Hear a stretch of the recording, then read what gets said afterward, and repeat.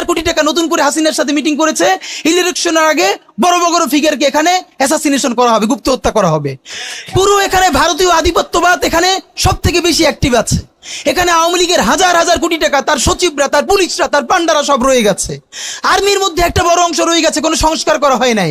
তারা বারবার স্যাবোটেজ করবার চেষ্টা করছে, এই রাষ্ট্রকে, এই সরকারকে ফেল করানোর চেষ্টা করছে।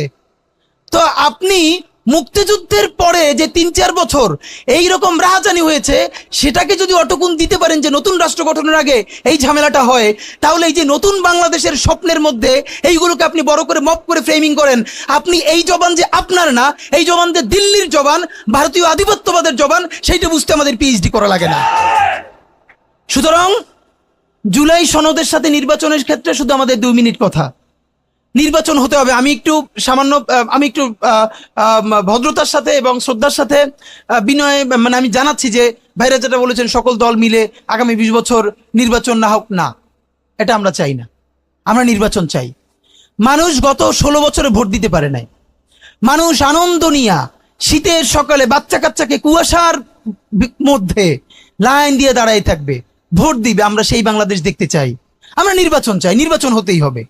এই নির্বাচনকে বানচাল করবার জন্য দিল্লি থেকে শুরু করে আওয়ামী লীগ হাজার হাজার কোটি টাকা নতুন করে এখানে বিনিয়োগ করছে। নির্বাচন লাগবে।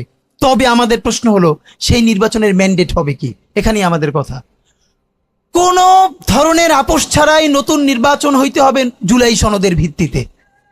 এইটাই আমাদের কথা। জুলাই সনদের ভিত্তিতেই নির্বাচন হতে হবে এবং জুলাই সনদের বৈধতা নির্বাচনের আগেই দিয়ে সেইটার ভিত্তিতে নতুন নির্বাচন হবে, যেই নির্বাচনের ম্যান্ডেট থাকবে নতুন সংসদে নতুন বাংলাদেশের জন্য আমাদের রাজনৈতিক দলগুলো মিলে নতুন সংসদে নতুন সংবিধান উপহার দিবে। যেই সংবিধান 72-এর বাকশালী সংবিধান, ফ্যাসিবাদী সংবিধান, যেই সংবিধানের কোনো ম্যান্ডেট ছিল না বাংলাদেশ রাষ্ট্রের সংবিধান করবার, কারণ তারা পাকিস্তান রাষ্ট্রের মধ্যে শপথ নিয়ে পাকিস্তান রাষ্ট্রের জন্য সংবিধান প্রণয়নের কথা বলেছিলেন, কিন্তু বাংলাদেশ রাষ্ট্রের কোনো ম্যান্ডেট তাদের কাছে ছিল না। তারপরে তারা সংবিধান রচনা করেছেন, এরপরেও তারা একটা সেই সংবিধানকে লেজিটিমেট করবার জন্য একটা গণভোট দেন নাই।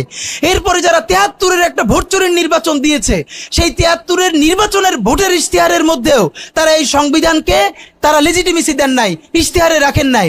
সেই সংবিধানকে যুগের পরে যুগ আমরা বয়ে বেড়াবো, সেই দায়বদ্ধতা তো আমাদের নাই। এবং সেই সংবিধান কেমন ফ্যাসিস্ট সংবিধান করা হয়েছে, যেইটার সাংবিধানিক ভিত্তি দিয়েই আপনি একটা কথা বলতে পারবেন। এই যে সবাই বলে আইনের কথা, বলেন তো পারলে একটা কথা, হাসিনা কোনটা বেআইনি কাজ করছে? না, হাসিনা একটাও বেআইনি কাজ করে নাই। সে সমস্ত হত্যা, গুম, খুন এই সংবিধানের আইনের ভিত্তিতেই করছে। সে এই সংবিধানকে ডাস্টবিন বানিয়ে তত্ত্বাবধায়ক সরকার বাতিল করেছে, যা ইচ্ছে করা তাই করেছে। এবার তো সে তো বেআইনি কিছু করে নাই, কথা তো সত্য। আমার বিএনপির ভাইদের প্রতি শুধু একটা আফসোস লাগে, কারো কারো দেখি 72-এর সংবিধানের প্রতি তাদের কি গভীর প্রেম। যেই সংবিধানের মধ্য দিয়ে বাকশাল এসেছে, যেই সংবিধান গণতন্ত্র হত্যা করেছে। আজকে বিএনপির ভাইদেরকে একটা কথা বলি, আপনারা হয়তো অনেকে জানেনও না। পৃথিবীতে দ্বিতীয় ইতিহাস আছে কিনা মান্না ভাই জানলে বলবেন, আমি ভাইয়ের কাছ থেকে শুনতে চাইব। জিয়াউর রহমান তো একজন সামরিক শাসক ছিলেন। একজন সামরিক শাসক সামরিক ফরমান জারি করে দেশে গণতন্ত্র ফিরেইছে, পৃথিবীতে এই নজির নাই যেটা জিয়াউর রহমান করছেন। আপনারা কি জানেন? এই যে জিয়াউর রহমান গণতন্ত্র ফিরাইলেন, যার মাধ্যমে আওয়ামী লীগও রাজনীতি করার সুযোগ পাইল বাকশালের পর, সেটা কিসের মধ্য দিয়ে? তখন তো সংসদ নাই, সংবিধান তো সংশোধনও করা যাইতেছিল না। কিসের মধ্য দিয়ে? জিয়াউর রহমানের সামরিক ফরমানের মধ্য দিয়ে। পৃথিবীর একমাত্র একজন সামরিক শাসক যিনি ফিল করলেন না, সামরিক পন্থা দিয়ে করা যাবে না, গণতন্ত্রে ফিরতে হবে। এবং দেখেন হাসিনারে এবং আওয়ামী লীগের চরিত্রটাই হলো এইরকম, এর যে একটু ভালোবাসে তার সে হত্যা করে। শহীদ প্রেসিডেন্ট জিয়াউর রহমান শেখ হাসিনাকে দেশে আসার অনুমতি দিছিলেন, সুযোগ দিছিলেন এবং বলছে থাক সবাই রাজনীতি করুক। আসার 1 মাসের মধ্যে জিয়াউর রহমান শহীদ হয়ে গেছে, 13 দিনের মধ্যে। এবার দেখেন এই যে আমরা এখন যারা সবাই করতেছি, সুতরাং এটা একটা বিষ। এই বিষের সাথে আমরা কিভাবে লড়াই করব? জাতীয় ঐক্যমত্য তৈরি করতে হবে। সুতরাং পলিটিক্যাল পার্টি এবং সবার প্রতি একটা কথা, প্লিজ আপনারা বিএনপিকে শতভাগ কর্নার করে দিয়েন না। বিএনপি এই আধিপত্যবাদ বিরোধী লড়াইয়ের জন্য আমাদের একটা বড় শক্তি। এই শক্তিকে এত বেশি কর্নার করা যাবে না যাতে তারা গিয়ে আওয়ামী লীগের হাত ধরে ফেলে। তারা যদি আওয়ামী লীগের হাত ধরে ফেলে তাহলে লড়াইটা তো আমাদের জন্য আরো কঠিন হয়ে যাবে। বরং বিএনপির প্রতি আমাদের চ্যালেঞ্জ হলো, যেই বিএনপি বাকশালী সংবিধানের প্রতি প্রেম দেখাবে, তারে শহীদ জিয়ার ছবিটা সামনে এনে বলতে হবে যে এই বাকশালী সংবিধান তো জিয়াউর রহমানই ছুঁড়ে মারছিল। বেগম জিয়া বলেছেন এই সংবিধানকে ছুঁড়ে ফেলা হবে। ওমা এখন বেগম জিয়ার চেয়েও নতুন বিএনপি আসছে, বেশি প্রেমের বিএনপি। যেই শহীদ প্রেসিডেন্ট জিয়াউর রহমান ইসলামোফোবিক জায়গা থেকে বাংলাদেশের মুসলমান, বাঙালি মুসলমান সব আইডিয়াকে ধারণ করে বাংলাদেশের জাতীয়তাবাদ তৈরি করলেন। এখন একটা নতুন বিএনপি গজাচ্ছে, কেউ চেষ্টা করতেছে পুরো বিএনপিটাকে একটা ইসলামোফোবিক বিএনপি করা। এ কি ভাই, ইসলামোফোবিক বিএনপি সে কোথায় যাবে? সে কি দিল্লি যাইতে চায়? আমরা আমাদের প্রথম চ্যালেঞ্জ হলো স্বাধীনতা সার্বভৌমত্ব রক্ষার স্বার্থে এই বিএনপিকে শহীদ জিয়ার কাছেই রাখতে হবে, এই বিএনপিকে বেগম জিয়ার কাছেই রাখতে হবে। নাম্বার 2, আমাদের সামনের নির্বাচনে ম্যান্ডেট কি হবে এইটা সুস্পষ্ট। জুলাই সনদের ভিত্তিতে যদি নির্বাচন না হয়, এই নির্বাচন আপনারা চাইলে করেন, আমরা কেউ ভোট দিতে যাব না। নাম্বার 3, সেই নির্বাচনের পরে সংসদের ম্যান্ডেট কি হবে? সংসদে জুলাইয়ের বর্তমান সনদে যেটা স্বাক্ষরিত হবে সবার ঐক্যমত্যের ভিত্তিতে, এটা নির্বাচনের আগে মানে সংবিধান সংশোধন করা ছাড়াই অধ্যাদেশের বলে বলে যেটা করা সম্ভব সেটা আগেই করে ফেলতে হবে এবং তাকে দিয়ে নির্বাচন করাইতে হবে। এবং আমাদের বিএনপির বন্ধুরা বলছেন 2 বছর সময় নিয়ে তারা সংসদে এইগুলো পাশ করাবেন। 2 বছর চলবে না, সর্বোচ্চ সময় 6 মাস। সংসদের প্রথম 6 মাসের মধ্যে জুলাই সনদের সমস্ত কথাগুলো সংবিধান ইনকর্পোরেট করতে হবে। যদি পারেন নতুন সংবিধান করতে হবে, নতুন সংবিধান করতে না পারলে এইটার মধ্যে ইনকর্পোরেট করতে হবে। রাজনৈতিক বিভাজনের ফাঁকে একমাত্র সমস্ত সুবিধা নেবে ফ্যাসিবাদ, ফ্যাসিবাদের শক্তি এবং আওয়ামী লীগ। আমরা আমাদের জীবন থাকতে বাংলাদেশের মাটিতে ভারতীয় আধিপত্যবাদ থেকে শুরু করে আর কোনো বিদেশি আধিপত্যবাদ, হাসিনা এবং ফ্যাসিবাদকে মেনে নিব না।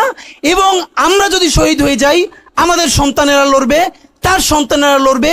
কিয়ামত পর্যন্ত বাংলাদেশ নামক জমিন যতদিন বেঁচে থাকবে ততদিন পর্যন্ত আজাদির সন্তানেরা লড়াই করবেই করবে। ওদেরকে স্কুলে, কলেজে, ইউনিভার্সিটি দিনের পরে দিন কাউন্সিলিং করা উচিত ছিল। আপনি কাউন্সিলিং করেন নাই, ওদের পুনর্বাসন করতে পারেন নাই, শহীদদের পরিবারের পুনর্বাসন করতে পারেন নাই। এখন এই ছেলে মেয়েগুলো দেখে যে এই রক্তের মধ্য দিয়া সে চিরতরে অন্ধ হইছে, পঙ্গু হইছে, এখন তারপর ন্যূনতম বিচারই শুরু হয় নাই। বিচার নাই, সংস্কার নাই, সে বরং দেখতে পাইতেছে সেই আগের পুরনো আওয়ামী লীগ জিকে বসতেছে, যাতে তার মনে হইতেছে সে যে এবার অন্ধ হয়ে বাইচে আছে সেটাও হয়তো বাইচে থাকতে পারবে না, এবার হয়তো তাকে হত্যা করে ফেলা হবে। সেই রিয়াকশনে সে কাউকে গালি দিচ্ছে। এই গালিকে আপনার এত অপবিত্র মনে হয়, কিসের সাথে তুলনা দেন?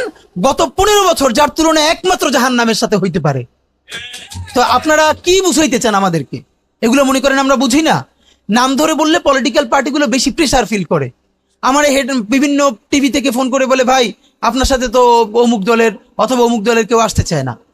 এখন এই জন্য আমার কি হয়েছে, তারা যাতে একটু ট্রাস্ট পান, একটু কনফিডেন্স পান, এই জন্য কথার উত্তর দিই না। আমার এক বড় ভাই টকশোতে বললেন, তুমি থাক, ওনারা মুরব্বী মানুষ, তুমি যদি 2 শব্দ কম বলো তোমার জীবন পড়ে আছে, কিছু হবে না। তাই ওনাদেরকে 2 শব্দ কম বলতে বলতে ওনারা এমনই হয়েছে, ওনারা মাইনেই নিতে পারে না যে এই বাচ্চারা না থাকলে ওনারা যে এখনো জেলে থাকতো অথবা বাড়ি বাড়ি পালাইতো, এইটা ওনাদের ভুলেই গেছে 1 বছরে। তো সেই বাচ্চার গালিগালাজরে আপনার এত খারাপ লাগে? আমি বলেছি সমস্ত গালিগালাজ বন্ধ হয়ে যাবে। আমি এখন আপনারা চাইলে, আমার কাছে একাডেমিক থিসিস আছে কেন গালি দেওয়া যাবে। শুধু গালি দেওয়াই যাবে না, এই গালি কেন বৈধ এমনি তো বলা যাবে না, যে একাডেমিক থিসিস আছে। আমি আন্দাজে কথা বলি না, আমি একটা বিশ্ববিদ্যালয়ে পড়াইও। তো এইটা আমি বলতে চাই না, তখন আবার বলবেন যে গালিকে প্রমোট করে। কিন্তু হ্যাঁ, আপনার চোখের সামনে শহীদ রিয়াগোপ এর বুলেটটা ভিতর থেকে ঢুকে এরপরে পিছনের ওয়ালে গিয়ে লিখেছে, সে ওয়াল 2 ইঞ্চি ছিদ্র হয়ে গেছে। এই রাষ্ট্রের এমন কোন লিথাল ওয়েপন আর্মির কাছে, পুলিশের কাছে, বিজেপির কাছে ছিল না যেইটা সাধারণ নাগরিকের উপরে এই হাসিনা ব্যবহার করে নাই।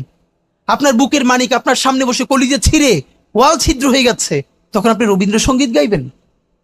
আপনি কি করবেন তখন? এখন মুশকিল হলো, এই গালি নিয়ে যারা কথা বলে তার কোনো সন্তান শহীদ হয় নাই, তার বাবা মাও শহীদ হয় নাই, কেউ অন্ধ হয় নাই, পঙ্গু হয় নাই, তাই গালি এত বিষ লাগে, আর আওয়ামী লীগ তার মধুর মতো লাগে। তো এখন আমি সর্বশেষ যে কথাটা বলতে চাই, আপনারা একটা মিডিয়ার ভাইয়েরা কাইন্ডলি চেষ্টা করে দেখেন। এই যে গৃহযুদ্ধটা হওয়ার কথা ছিল, হইল না, তো অশান্তি তো কিছু থাকবেই, আমরা তো রাষ্ট্র গঠন করব। এরপরও তো তুলনামূলক অনেক কম হচ্ছে। কেউ একটা মিডিয়া কেন বলতেছে না 1971-এর মহান মুক্তিযুদ্ধের পর 72 থেকে 75 বাংলাদেশে যেই পরিমাণ মব সন্ত্রাস হয়েছে, যেই পরিমাণ কেওয়াস হয়েছে, ইতিহাসে তা আর হয় নাই। তার সাথে জড়িত ছিল কারা? এই যে মুজিব বাহিনীর গুন্ডারা।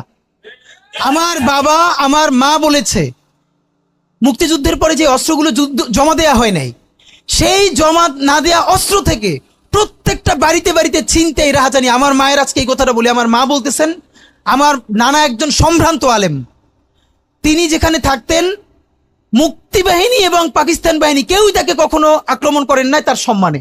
আমার মা খালারা বাসায় ছিলেন, তাকে পুরো এলাকাবাসী দেখিয়ে রেখেছে। বাট মুক্তিযুদ্ধের পরে আমার মা বলেছে, তখন তার বয়স 16, আমার মা, আমার খালা এবং এলাকার অনেক মেয়েদেরকে, যাদের চেহারা একটু ভালো ছিল, তাদের গায়ে কালি মেখে তারপরে অনেক সময় মাটির নিচে বাংকার বানিয়ে বা বিভিন্ন জায়গায় রাখা হতো তাদের সম্ভ্রম রক্ষা করবার জন্য। এই মুজিব বাহিনীর গুন্ডারা সেগুলো করেছে না? এমন কোনো চিন্তা নেই। ব্যারিস্টার ফুয়াদ ভাই সেদিনকে বলেছেন তার বাবা, সে অসংখ্য সালিশ করেছে তাদের এলাকায়, যে এই গুন্ডাগুলো মুক্তিযুদ্ধের পর বিভিন্ন জায়গায় ছিনতাই করতো, তারপরে এলাকাবাসী আইনে গাছের সাথে বাইধে রাখতো, এরপর এলাকার মুরব্বীরা আবার সব উদ্ধার কইরা মানুষের কাছে কাছে দিয়ে আসতো। হওয়ারই কথা ছিল একটা নতুন রাষ্ট্র, আইন শৃঙ্খলা বাহিনী প্রতিষ্ঠিত হয় নাই, প্রচন্ড কেওয়াজ হবে, তারপরে নতুন রাষ্ট্র গঠন করতে হবে, আইন শৃঙ্খলা বাহিনী ঠিক করতে হবে, স্বাভাবিক তো। তাহলে মুক্তিযুদ্ধের পরের কেওয়াজ যদি আপনার কাছে মব না হয়, তাহলে এরকম তুমুল গণহত্যার পরে যখন গৃহযুদ্ধ হয়ে যাওয়ার কথা, সেইটা হয় নাই, বরং এখনো এখানে এস আলম